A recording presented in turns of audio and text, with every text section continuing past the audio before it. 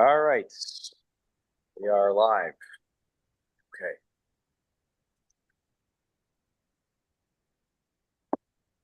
Okay, so last week we did a whole simon and completed it. I still owe, as I was telling Hinda, I still owe everyone a recording, and Bezrat Hashem will send it hopefully soon.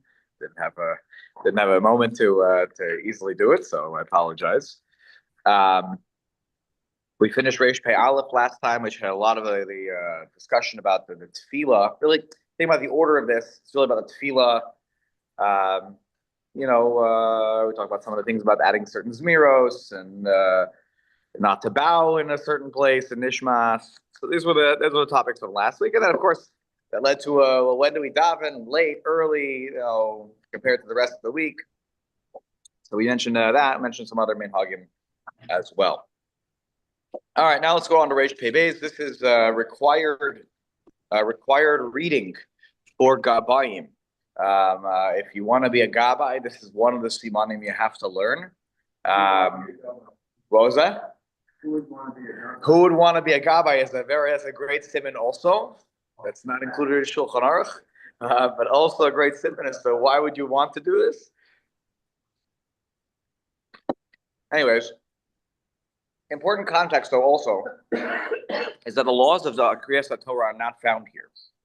While most of us, the majority of our interface with Kriyas Torah is Shabbos, not because, yes, it's Monday, Thursday, but it's a short Kriyas Torah. The majority of the time spent in front of, listening to a Sefer Torah being read is on Shabbos for us.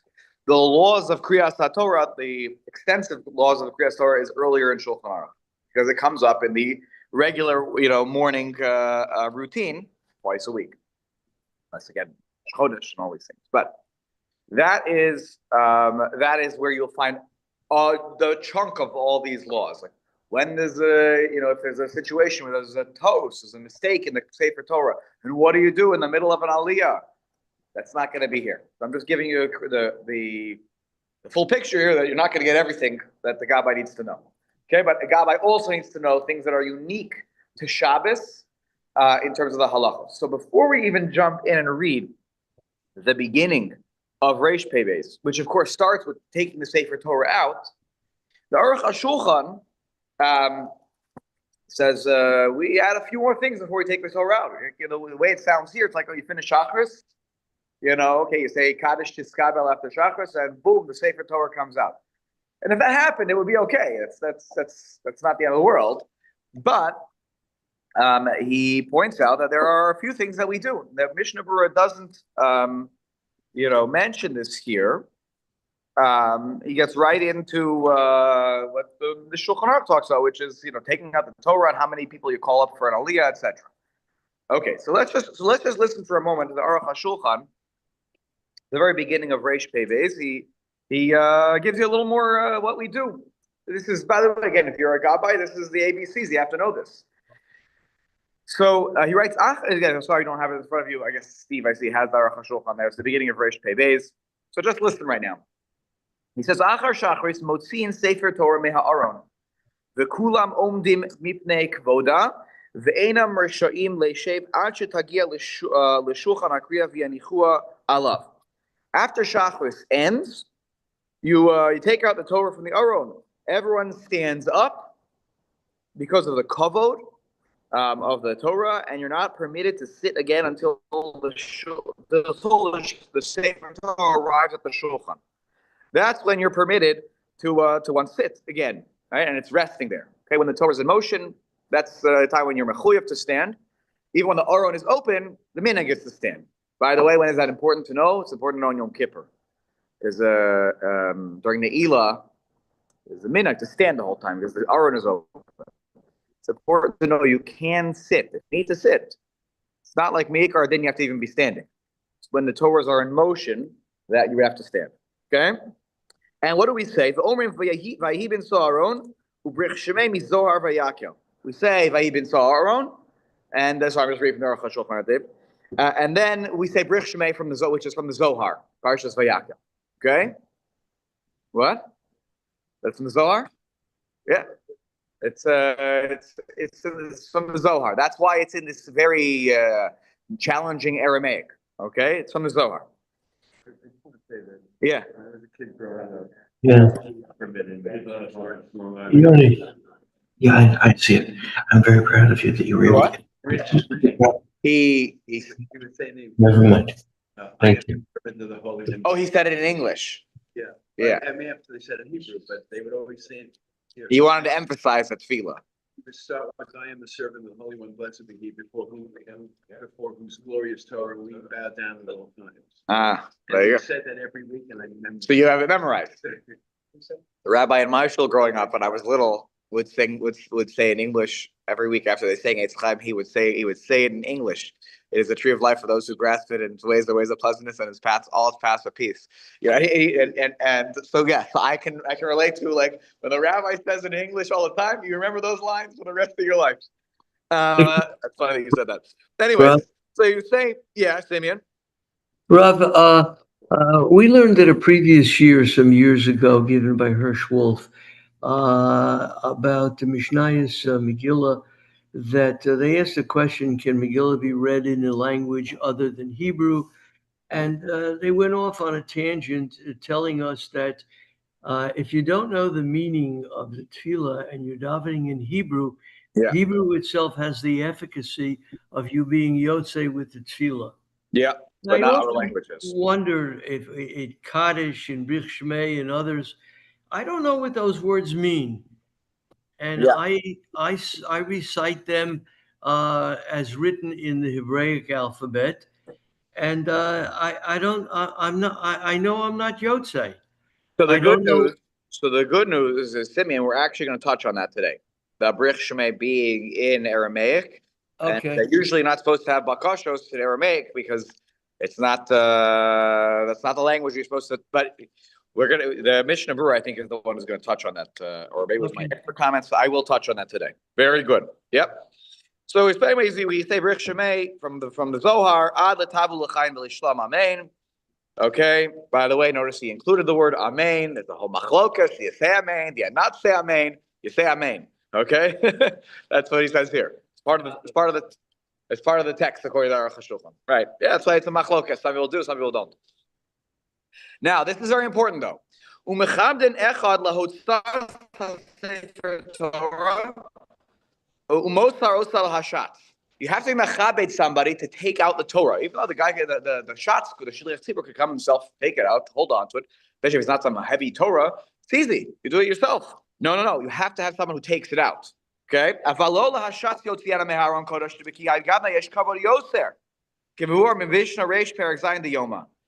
Okay, that it's more mechuba that somebody else should take it out and pass it to the chazan, and he comes up, he takes it himself. More people get involved. There's a certain kavod that there's a certain one person's job is to do this. Right, exactly. The baby could have gotten there for out there. They're adding a certain,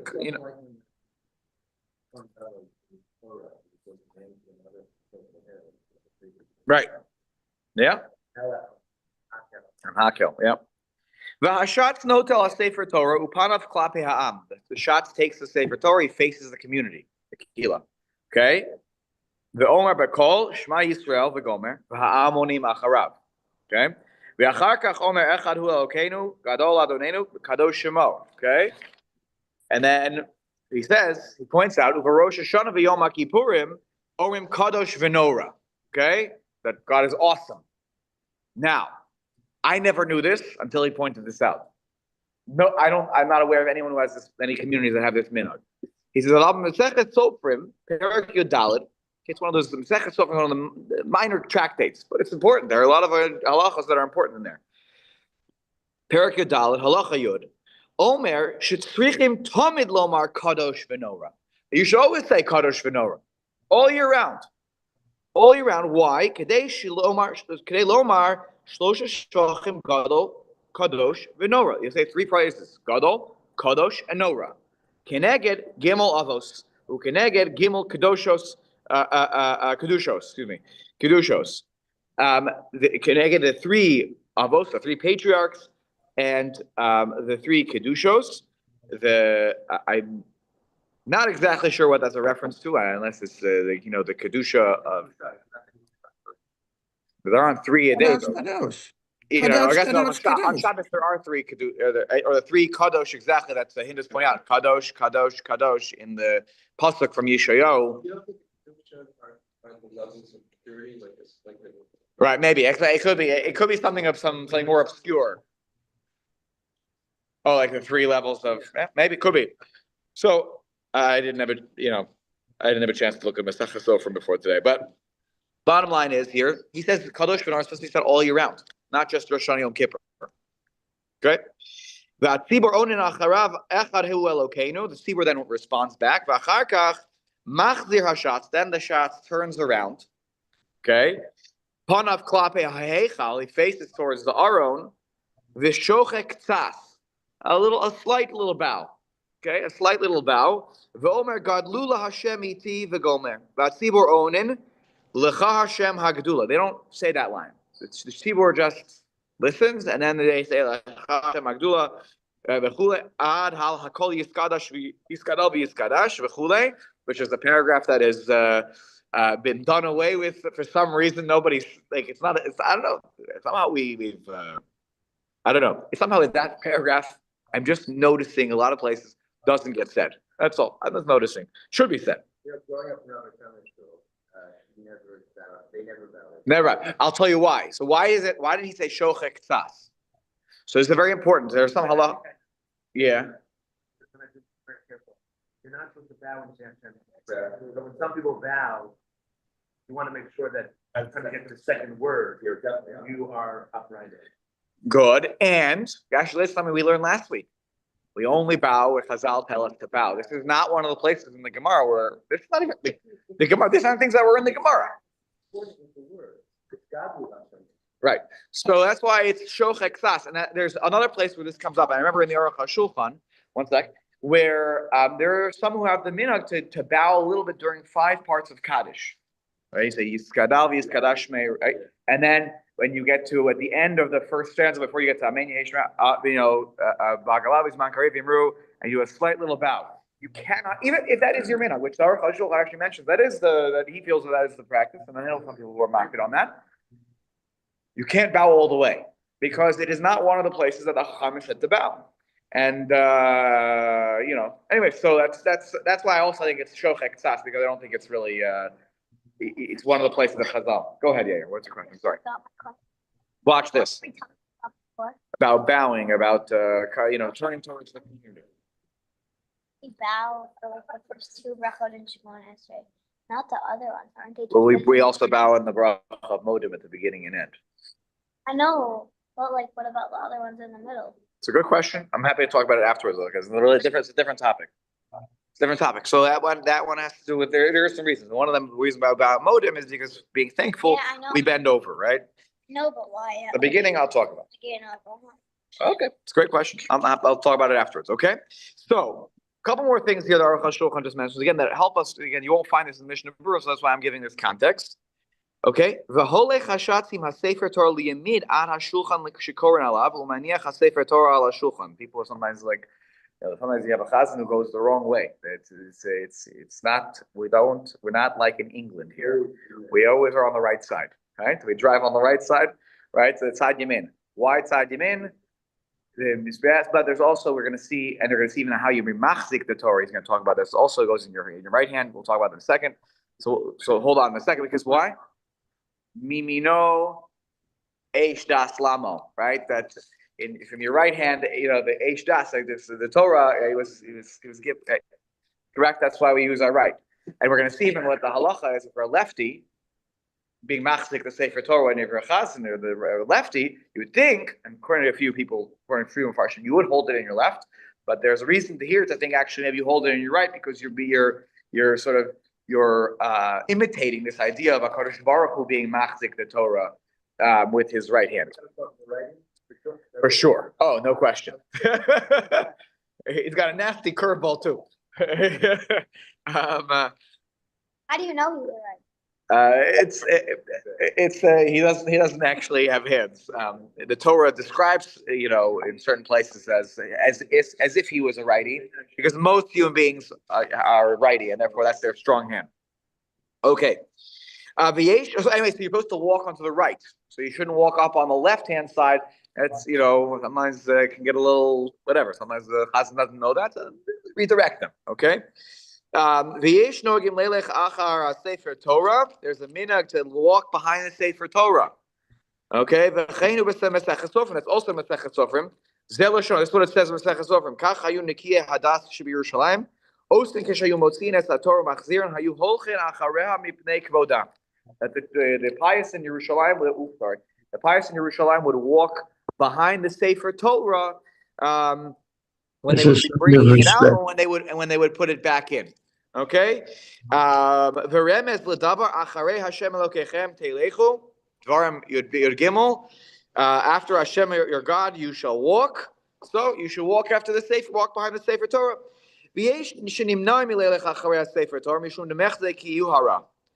And there are some who don't because they're like, this is a bunch of gaiva, only 2, 3, 4, 5 people walk behind the Sefer Torah, and you're the one guy who's such a coveted guy that you should walk behind the Sefer Torah. Some people don't do it. There are other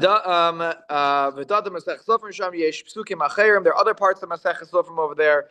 That Shehamaftir who Omer Hapsukim, Hagba who that the Maftir is the one who should read. I think the Psukim meaning of the Maftir Aliyah, the Hagba who Kodem Kriyas HaTorah. That's the Sephardic tradition to do Hagba before Kriyas HaTorah, right? You go, by the way, even to our Sephardic minyan out here. That's what they boom. They bring it down. They put it on the shulchan. 2 seconds later, we have Hagba. Okay. But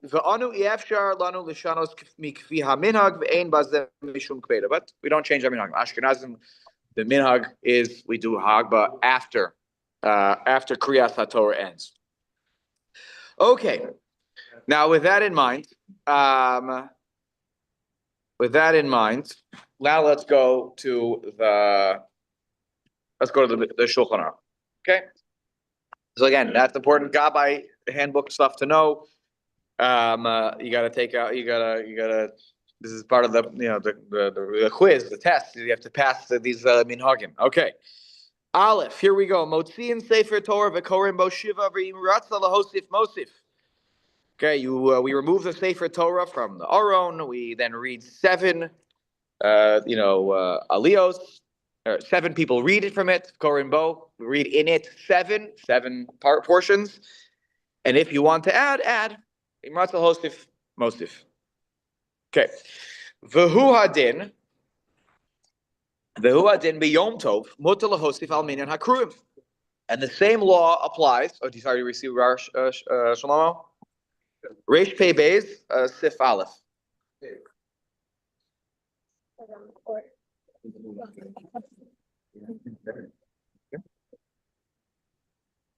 Okay, we got it. We're in the Haggah. Yeah, we just did the Ramah there. Okay.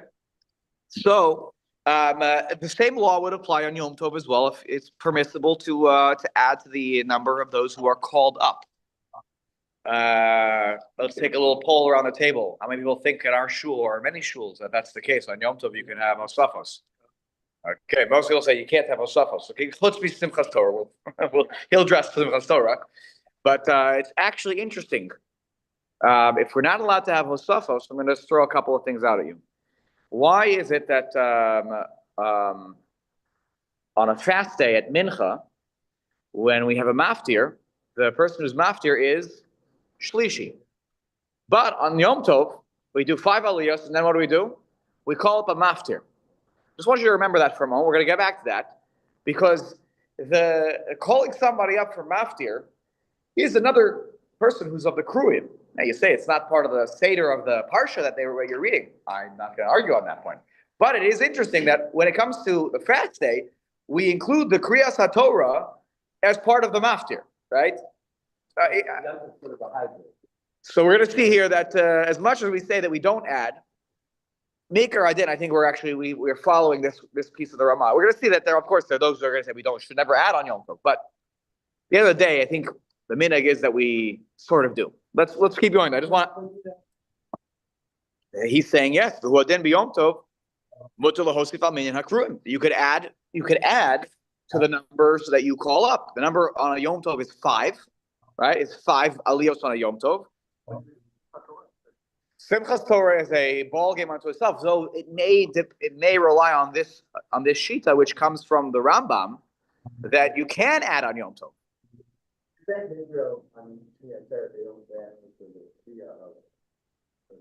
They don't add aliyos. They don't do Yeah. what we do.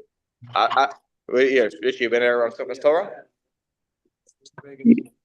If because they don't have this, they don't read Aser to Aser on Shmini Atzeres. They read Vazos Habracha. They don't have that in Israel. There's no such concept. Only we have to go through the Aser to Aser laning on Shmini Atzeres. But Yeah, Simeon. Rob, I believe we're not making Hosafis even on Simchas Torah. What we're doing is we're rereading, but we're not chopping it up. Right, that's true. Simeon points out obviously it's Simchas Torah where we repeat. We're not adding, But also, by the way, when we talk about Hosafos, though, Simeon, even on Shabbos, like let's say you have 10 aliyahs because there's a whole simcha. You're not adding to the text of what you're reading. You're just breaking it up into smaller pieces. The challenge of Yom Tov on a very practical level, again, this is your Gabbai 101 class. The practical challenge of chopping up the aliyos on Yom Tov is typically they're very small and unchoppable from a halachic perspective. There are certain rules about how many psukim in aliyah. Where can you stop? It's not pashut. Yeah. You can just stop anywhere. You can't stop in the middle of an inyan unless there's a Right. 3 more psukim to go afterwards. There are a whole that's earlier in Shulchan Aruch.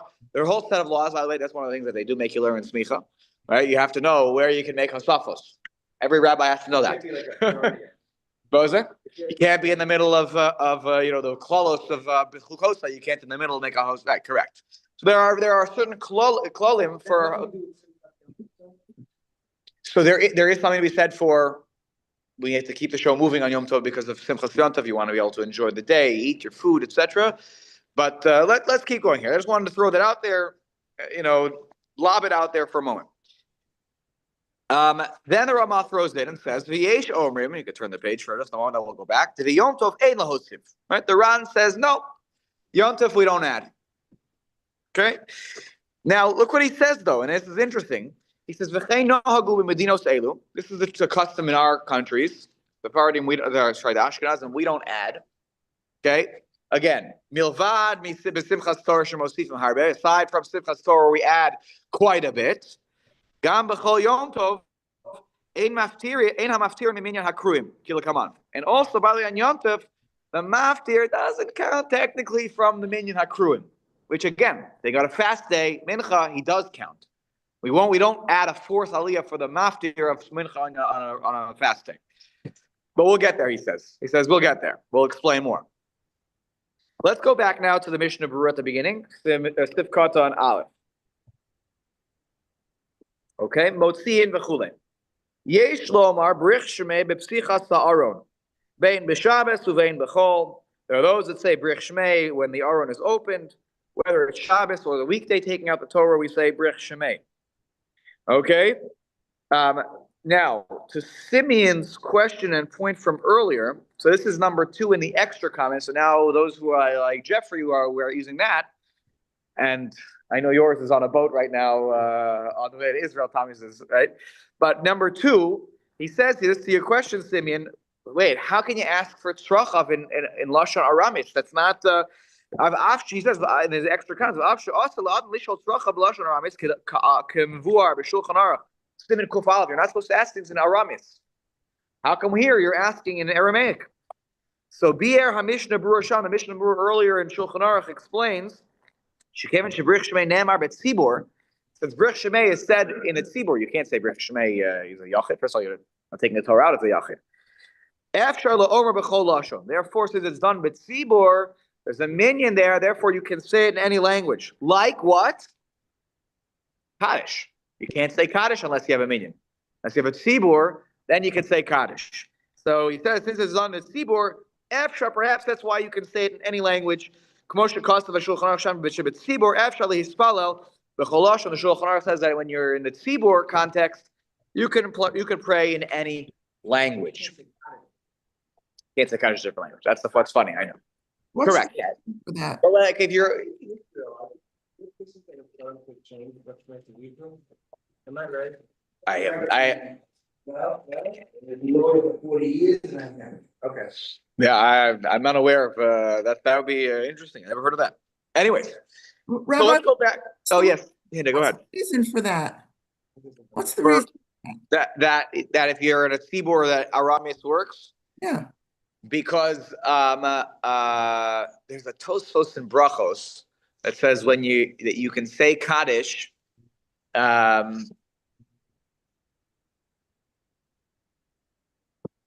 has to do with the Malachim and I'm forgetting it's on Daf Gimel or Daled there. They don't understand. Right. So that's but only when we are when we are in a group of 10. Remind me, there's a Tosfos there that talks about it. When we're in a group of 10, so we're permitted to say something in Aramaic, and it's because it gets passed up, right? Even though the Malachim don't understand it, right? The Malachim, because even though the Malachim, if they don't understand it, they're like, we're not passing this on to a Kodesh Baruch Hu. But when there's a tzibur, when there's a minyan, they say, fine, okay. And so that's what the Tosfos says about Kaddish. I would say the same thing applies here. It's an interesting sort of idea here that involves Malachim. So it's yeah. Yeah, Shlomo. If it's what, Aramaic? That's Tosfos. But it has to be with tzibur. Otherwise the Malachim are gonna sort of swat it away. Yeah. Rav, Yeah, Simeon, go ahead. Rav, I hear your explanation, and I really doesn't like can't. I really can't buy it. What is the purpose of abandoning Lashon HaKodesh when you're standing before the Sefer Torah, before the open Aron, and you're looking to give respect? You're going to go to a language like a street language, a different language. Yeah. Le'ezeh toelet. What do you get? What do you get from that? What's All I will just say is that to remember where it comes from. Meaning it's from the Zohar. The Zohar, because again, you won't find this in the Gemara. There wasn't they didn't say Brich Shemei in the days of the Gemara. And, by the way, maybe the Shulchan Aruch, he doesn't mention it here. Maybe he did. The Zohar is,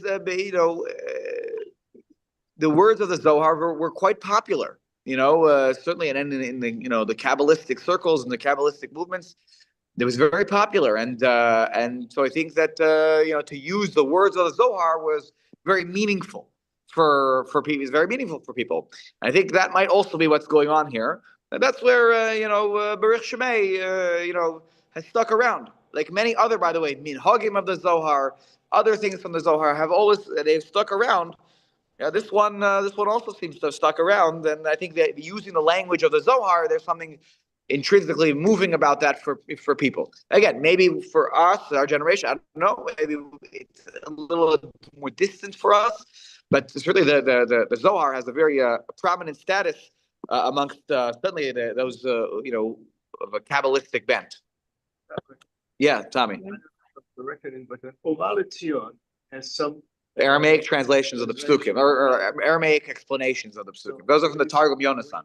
say in Vayachid. Yeah. That doesn't count, but it's not in a tzibur. So that's actually a section that's like more like Torah learning.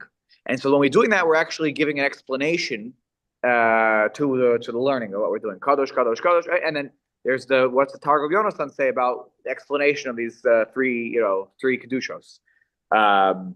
So there, I think it's in the context of more like of limud haTorah, because we don't do that, by the way, when we say kadosh, kadosh, kadosh in the Birchos Kriya Shema. We don't give the Aramaic explanation of that line. Okay, so take a look. Let's go back now to what we were saying before. V'hanos in the middle of Sivkot and Aleph.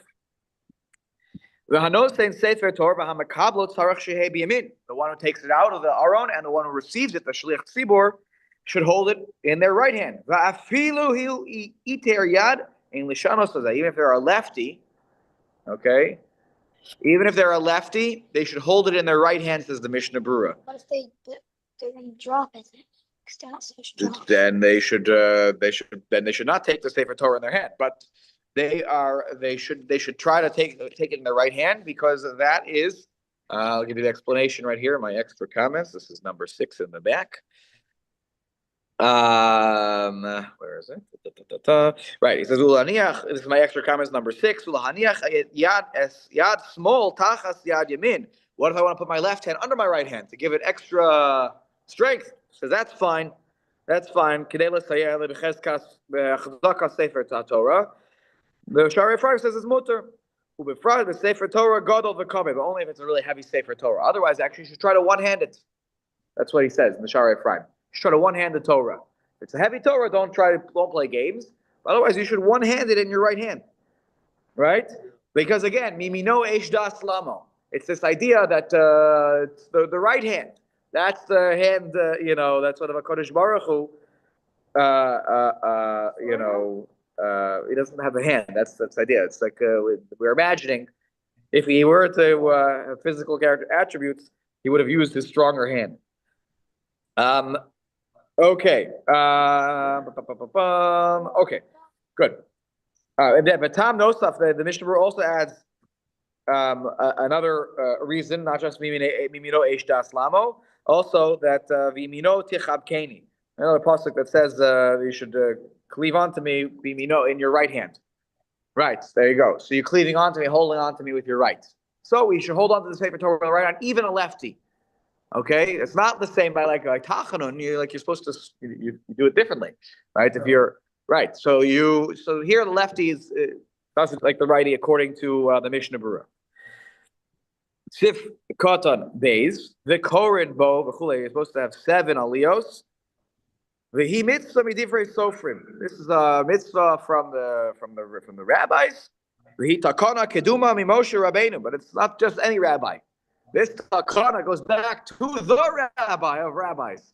So Moshe Rabbeinu alav shalom. K'moshe Kosov Simin Kuf Lamed Hey V'ayin Sham Mishnah Berurah. So what does the Mishnah Berurah say over there?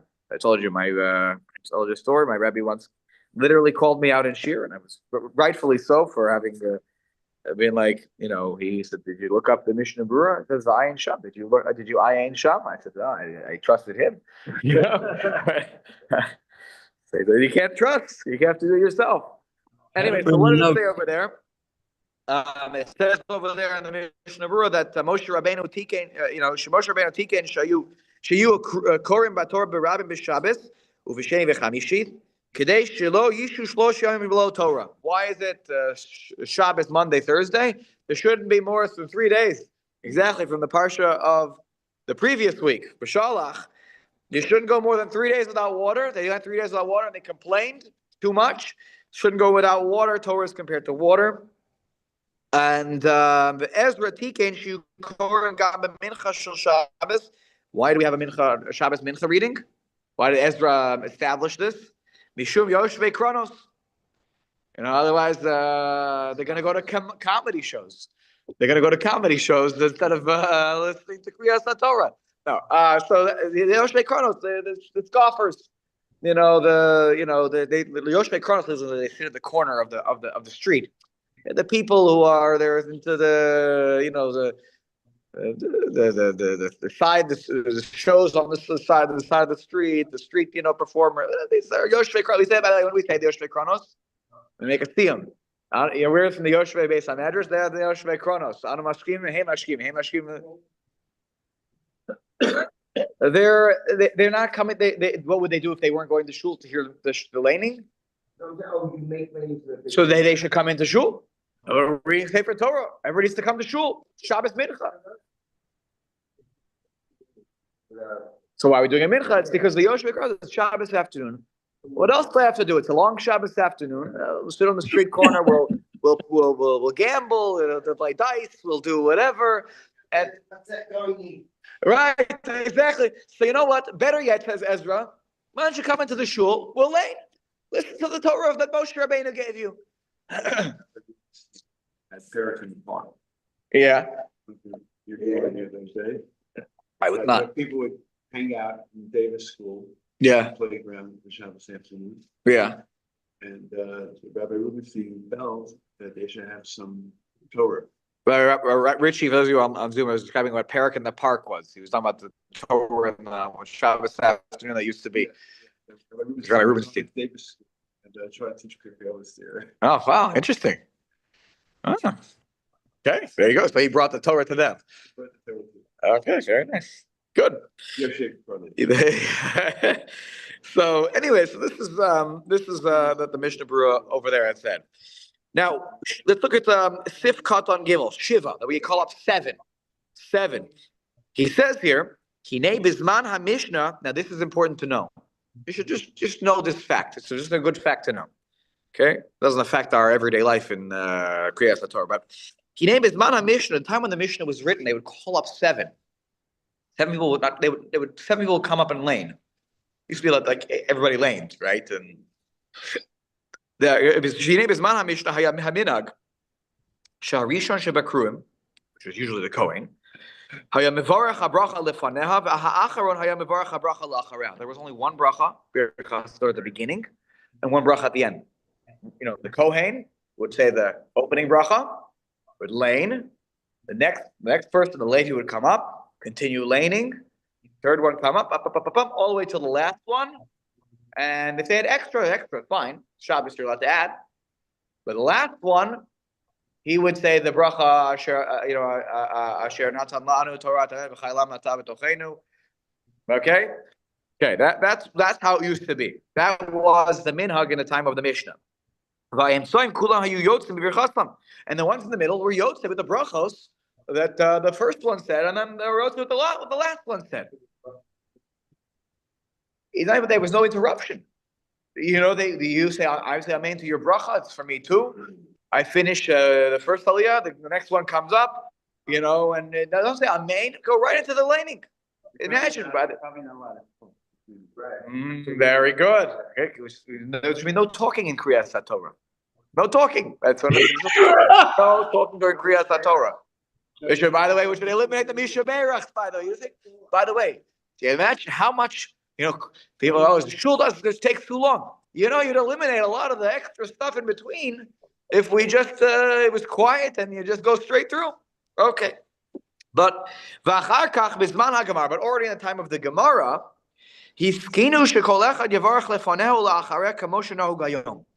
that was already established, like we have today, that each ole makes a bracha before and a bracha after. Why is this the case, though? Very good. So why is this the case? So again, if you have the extra comments, or like what David just said, it's number 10. If you're looking in the back there, Jeffrey. So he's skinish kolecha, right? Uvetam hatakana. Why was this takana made in the time of the Gemara to make on Kriyas HaTorah? The Shulchan Aruch writes earlier in Shulchan Aruch. Oh no, that this was sorry. Why do we? Sorry. First, he starts with why do we have bracha at all for Kriyas HaTorah? Why don't we just read the Torah?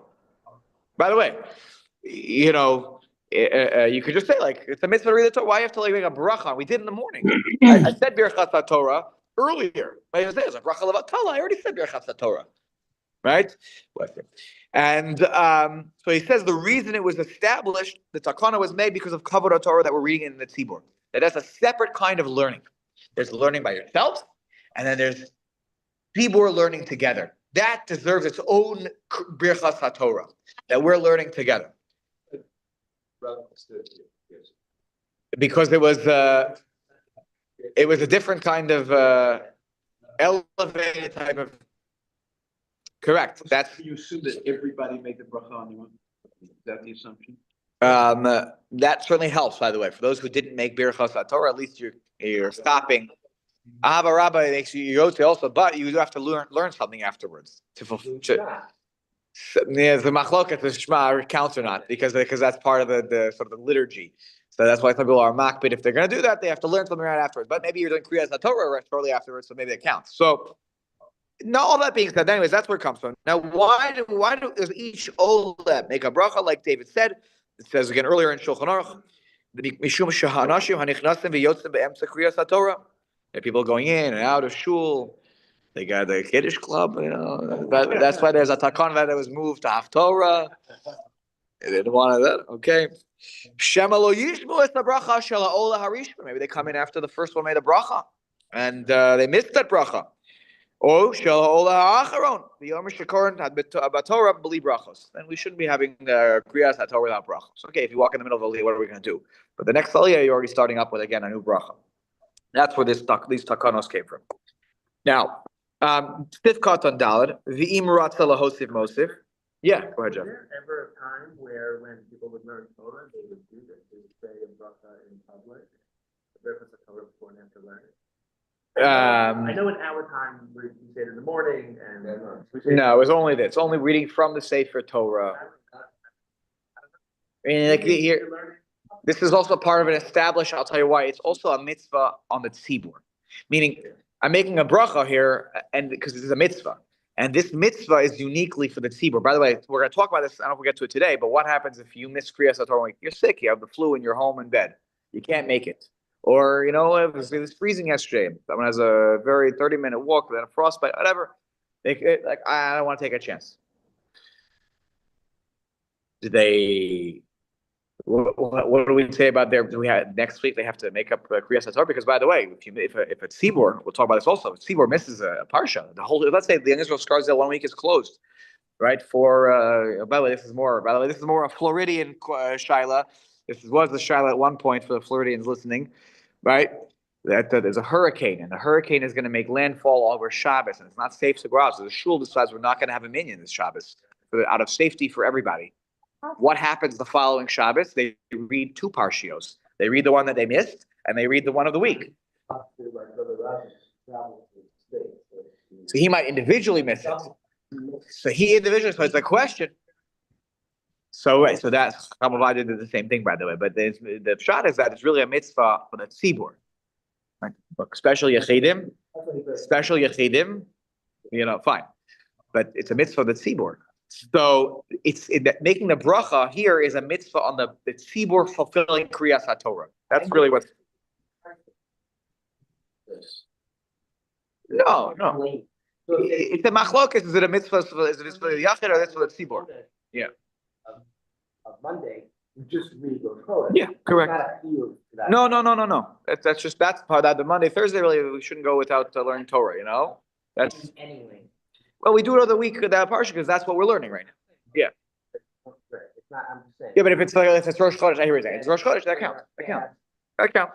Yeah, absolutely. Now, v'im ratza lahosif mosif. V'yesh omrim shekol yom. Shayom shekol echad me'akru mevarach lefaneh v'achareh ulachareh v'chaniz kalel. Ein kedai lahosif laharbos v'brachos. There are those that say now that we do everyone makes a bracha on their own. First bracha before and after Aliyah. It's not such a great idea to add Aliyah on Shabbos. Not a great idea. We're adding too many brachos. The rabbis already established we're going to add brachos. So why do we have to add more? It's too much. Too many brachos. Bro, it's beautiful, but it feels like it's a little out of hand. A little out of hand with the brachos. So where is this here? Also adds here. So he says, there's extra comments. Why is he jumping up and down? There's too many brachos here. So the Magen Avraham explains here that he's what's bothersome is shubi shum iser bracha she'ena tzricha. That's what the Mishnah Berurah is. He's kind of bringing that Magen Avraham here. That come on, you don't need to add these. You don't have to add. You have to call up 7. And when you're already adding in more brachos. Okay, we established that, but now we're going to add in even more. It's the bracha she'ena tzricha. You don't need to add in more. So why are you adding in more? It's the bracha she'ena tzricha. It's not a bracha levatala. It's a bracha you didn't need to do. And we shouldn't make brachas that you don't need to do. We use Hashem's name carefully. Now, don't worry, that's coming. Don't worry, there are people who are going to complain about the tircha and the tzibur. It's coming. That's the next tifkata. Bris Mila. Let's say it's Shabbos morning and there's a bris. So the father needs to get an aliyah. There's bar mitzvah. Wasn't such a thing, like the bar mitzvah, but the whole mishpacha, the ganze mishpacha came together, and this one and the in-law had to get an aliyah, and this one. What needed? The chasana. So the chasana needs to get an aliyah. The shver needs to get an aliyah. Okay, so there's a chasana or there's a bris milah. Ba'alei simcha. Not a new concept. This is very important for a gabbai school. If there's a need like when you're Bali Simcha, v'cholki haygavna, and things like that, ein lachush lazem. Then let it slide. You'll make osafos because there's a need. But the point is here, you really shouldn't make osafos unless you need. Unless, like, okay, we need to fit in an extra aliyah. This one's going to have broigus with this one that he didn't get an aliyah. And they came to his shul for the offer of his future son-in-law, and they didn't give him a, forget it. Add an aliyah. It's not worth it. It's not worth the trouble that it's going to cause the family. Yeah, he makes whatever. There's some extra comments here, but bottom line, it talks about Hari Shushbinim. It's mutter to add for the Shushbinim Rabim. It's the guys who come to celebrate. With the chasda, the ones who used to what's it called? They would hang out with the chassan. At the wedding party, the pre-wedding. So they get aliyahs for these guys too, even though it's not. There's no chiyuv for them to get aliyah. There is a chiyuv for the chassan to get aliyah on the offer of Shabbos. And the bris milah, the father should get an aliyah that day of the bris. Okay, take a look now at. Hold on. You didn't read Hay. One important halacha. Okay, add it in here extra. Go to important halacha as a gabbai. If you're going to add, he says the extra comments, number 13. The Shari Ephraim, with a lot of halachas on Kriyas HaTorah. I have the Shari Ephraim at home. Good safer if you're going to be a gabbai. The last one, you should give him the title, of Acharon. You're announcing that this is the close of the aliyos, because you've added a bunch of aliyos. Once you finish Shvi'ah, what are you going to do? Right? What do you do? What do you get to the next guy after? And that maftir is the guy who's going to read now. No. But let's say you're adding in an 8th guy, a 9th guy before you even get to maftir. You're doing hosafos. How do you call him up? Yamod Ploni ben Ploni. We'll see. Right? That's so clear, right? You could say, so the last guy for sure, you call him Yamod Ploni ben Ploni Acharon, right? Making it clear this is the end of the additions. So the earlier ones, do you give them like? Yeah, you say sort of like host. Yes, yeah, exactly. You give some language of hosafa, exactly. When you do the olim, right? You say ploni ben ploni, shishi, shvi, blah blah blah. And even the last one, if it's the regular day, you just say shvi. You don't say acharon. So once you start adding, you're supposed to say acharon to announce to the community like this is the last aliyah. Right? We're closing it out with this. And in fact, so much so that he writes, you said it, and now they go, but he needs an aliyah too. The Shari Ephraim writes, the Pesach Hadvir writes, sorry, we closed the book. That this is it. We called him Acharon. We have to stick to our word. MS is to be truthful. Okay. Now back to the Mishnah Berurah. Hey, But Rav, yeah. Rav, the Acharon is at the end of the Kriya of the Parsha. Correct. That's why if you just say There's Acharon, there's no question there anymore. Well, the question is, maftir. what if the guy comes up? He goes up to the guy. He's out of luck. The Machatonim is going to kill me if I didn't give him an aliyah. They're not He's going out of luck. What? Right, correct. So the halacha is out of luck. Correct. Right? You should have handed it in the sheet beforehand to the gabbai, who's getting what. Rabbi, Okay? Rabbi, you cannot add a Kohen or a Levi. You can't divide those aliyot. Acharon can be a Kohen. Yeah. Acharon can be a Kohen. You could do anybody. That is permissible, or a Levi for that matter. So let's say you need to get an extra Kohen in. This is practical. Let's say I'm a Kohen. By the way, I say my family is we're the Baalei Simcha. I don't even remember my offer for what we did, but I had maftir. I did the Haftorah. I feel my father got Kohen. I bet you my brother probably somehow they squeezed him into. Maybe they got Achad. Depends if there are 2 Torahs. I don't remember now. Probably not actually. Maybe he did Hagba. But If you want to get an extra Kohen in there, the only place to add him is an Achron. You can't have the Kohen be Shvi. So you have to have a Hosafa. If you need for a Balei Simcha, that's a Kohanim or Leviim, you need to add, I'm sure the farmers probably know this very well, as Leviim, with also 3 boys, right? That you need to have a Hosafa in order to add extra Aliyahs for Balei Simcha or no, that's Maftir. I mean, Mechias Pamalech.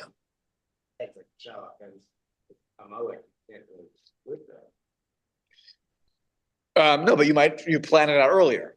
You add from earlier. Oh, you did it earlier, and then that. You can add, you can stagger things in a certain way to make it work.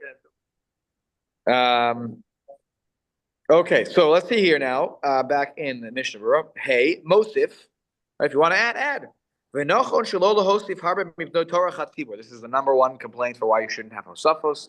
And this is when you're a Gaba, you have to play a very balancing game here, because otherwise people get very frustrated. There are 10 aliyos suddenly, it takes forever. There's a Misha Berach in between every one of these.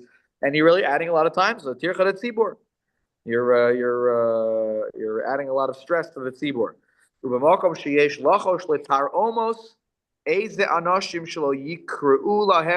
See, these things are not new. He says, and the place where you're worried that people are going to complain that I didn't get an aliyah. Shalo yikru lahem latorah. Yeah, I've got an aliyah in 2 months, you know. He still didn't call me up. That's why a gabbai is a famous, thankless job. You get all the complaints and none of the glory, right? Ein tzarach ledaktek bazeh. So there's room here for the gabbai. You know, this one's got complainer. He doesn't get a aliyah often enough. I'll hear from him. So make a hosafa. Get him in there. Right? So nothing new, by the way. Okay, this is, if you think this is a new stuff, it's not. Okay. Kosvu ha'achronim, the achronim write, the b'shabbos shekorin shtei parshios, yesh likros minyan chatzi hakruim me'ashiva b'chol sidra. There are those that say that to call up, half the amount of kruim from the 7 of the sedra, which is what we do, by the way. If you have a double parsha, you only call up 7 for the total of the 2 parshios. Okay. This is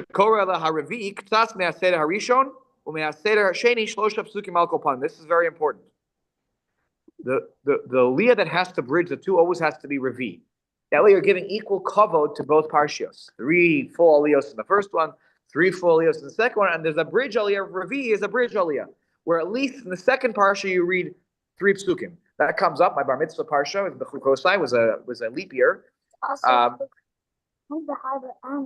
So according to our calculations, that's his Bahar B'chukosai. And I learned Bahar in subsequent years because otherwise what am I doing up there? So I learned Bahar. When you lay in Bahar B'chukosai, you lay only 3 psukim into B'chukosai, and then you stop. Now, you always lay 3 psukim into B'chukosai because the early aliyos are very short. But you stop after those first 3 psukim, I think, or is it you add all? No, sorry, maybe I just made that up. No, maybe you go up to all to the klolos. The klolos are probably chamishi. Sorry, so you add more than 3. Sorry, I do know your bar mitzvah parsha by heart. So anyway, sorry, that one actually is more than 3. So I'm trying to think, where's the other case where you at least leave 3? All right, I have to go back and look at the double parshios, but at least 3 psukim from the second sedra. Okay, Nitzan Bayelach maybe is one of those. So a very short double parsha. Now,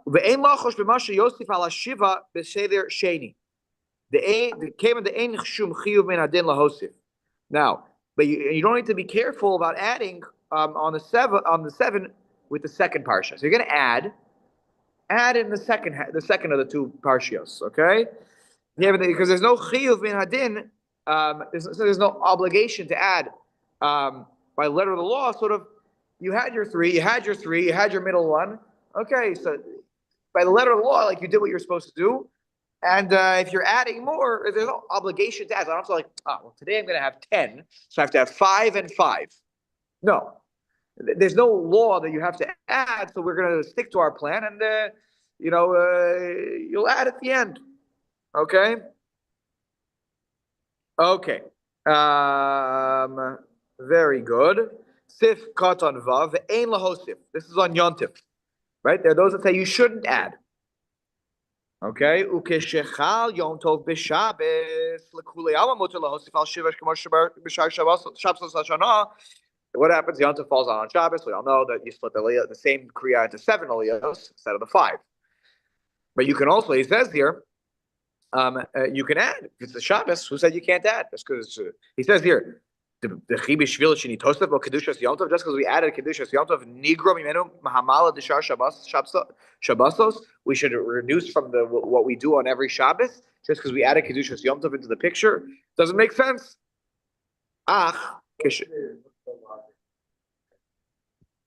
think the logic for not adding on Yom Tov is what you said before, which is a little bit of Simchas Yom Tov. Like we have what to do. That's why you're not supposed to add during the weekdays. Why can't you add over more than 3? People have to go to work. You can't it's tircha to everybody that you're going to start to add this and add that, and even when it's Chol HaMoed, we do 4 aliyos, right? We don't go overboard. It's tircha the tzibor to speak on Yom Tov, right? But he's saying here that Shabbos Yontif, the halachas for Shabbos dominate. Yes? Yeah, he's saying why not? Why shouldn't you be able to add? Yeah. By the way, he says here, look, if your numbers, you don't have this one. Number 16, he says, what's the reason we don't add to the minyan Olim B'Yom Tov and Yom Kippur? So the Ran writes, Kadei Shelo. He also says, Shelo Lahashvosam B'Shlo Shabbos. We shouldn't think it's the Kedusha of today is like Kedusha of Shabbos. So you reduce 1. Shabbos is always the highest Kedusha. Except you start having Hosafos on Yom Tov, and if you have Hosafos on Yom Kippur and Yom Tov, it could look like, the Kedusha of this day is like the Kedusha of Shabbos. The Shulchan Aruch Harav Shel Yom Tov ein lahosef al 5 ha'olim kedei shelo yeh kishav Yom Kippur, u'Yom Kippur ein lahosef al 6 ha'olim kedei shelo yeh shav l'Shabbos. Okay, you shouldn't. The Shulchan Aruch says you shouldn't think Yom Tov is Yom Kippur, and you shouldn't think Yom Kippur is Shabbos. Okay, so the Kedushas need to be separate also. So that's what he says here. I just noticed this right now. So there we go. The Ran gives us a better reason than what I was even saying before, which is about separating the Kedushos. Okay? Okay, is he saying anything else here that's helpful for this? No. Okay, good. So,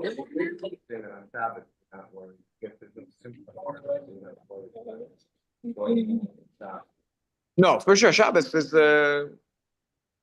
taking your time. We come late to shul. That's what we talked about last week. Come late to shul. It's he says in the Mishnah Berurah, Yom Kippur b'Shabbos, when Yom Kippur falls on Shabbos, okay, al shiva. Then you shouldn't go past 7. Okay, mishum shirashi aparshos mechuvanim shemisayim b'milei dechapara. The aliyos are picked out carefully so that each aliyah, go and check the Kriyas HaTorah, go home and check it. It ends with some milei dechapara, some words of atonement. So the aliyos on Yom Kippur are very carefully crafted. So even if it was Shabbos, well, I want to add more.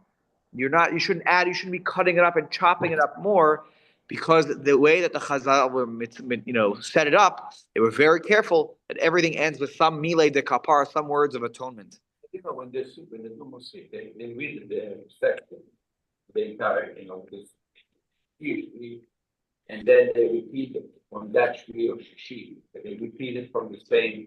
I think on Yom Kippur. No, regular when you do Musik. No, and there's a Hosafa, only maftir at the end.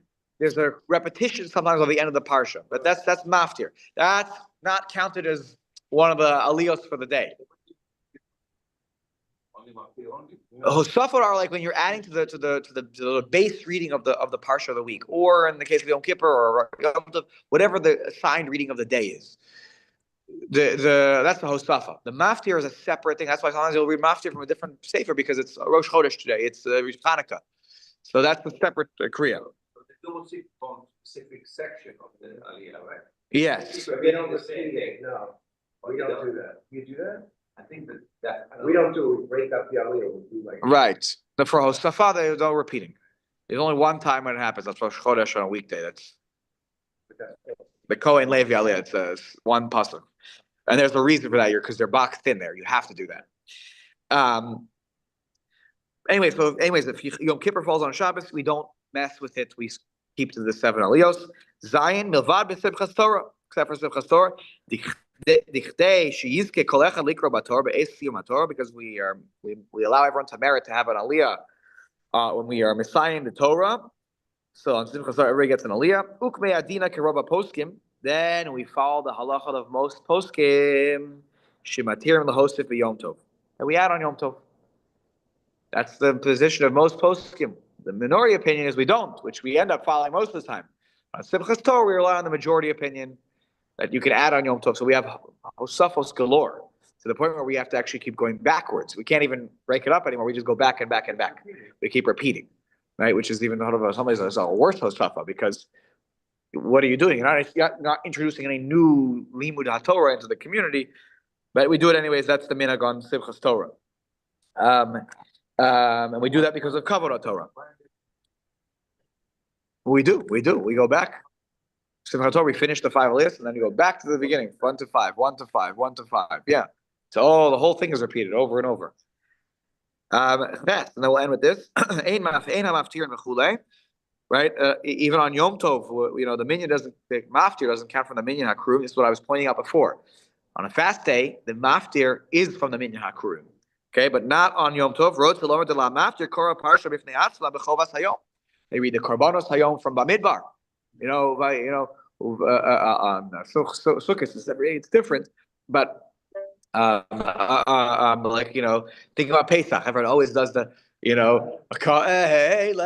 why? Because you hear it so many times. Because the maftir talks about what the Korbanos for the day were, not about the other stories of Pesach. That's a different reading. Which shows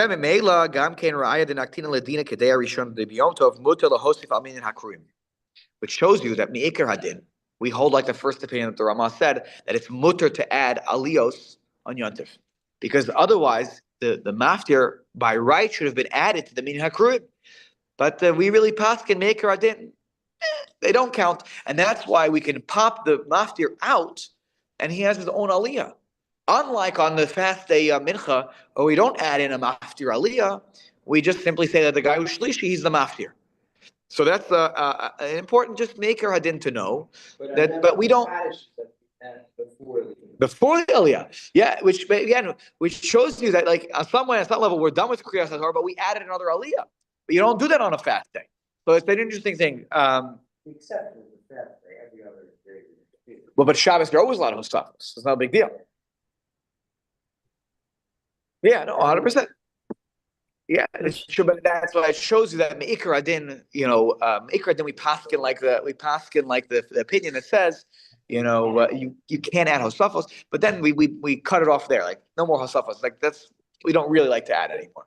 Yeah, but the problem with that analysis is the problem that you had at the beginning, that you're going to make. It looks like the kedusha is added. Yeah. That's it. So you could say that's not the explanation here, but then how do you explain it that there is an extra aliyah at the end? Why do we do that? Yeah, I mean, I know why we have a haftarah. We're gonna get to that.